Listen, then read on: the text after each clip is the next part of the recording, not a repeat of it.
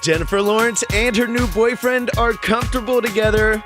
The 27-year-old actress was revealed to be secretly dating New York art gallery director Cooke Maroney earlier this week after having kept their romance under the radar. Maroney is known on the art party scene and has worked at New York's Gladstone gallery, which also represents artists such as Richard Prince and Anish Kapoor.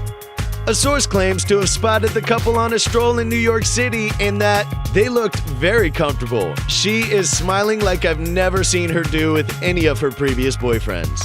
The insider added that the two have great chemistry.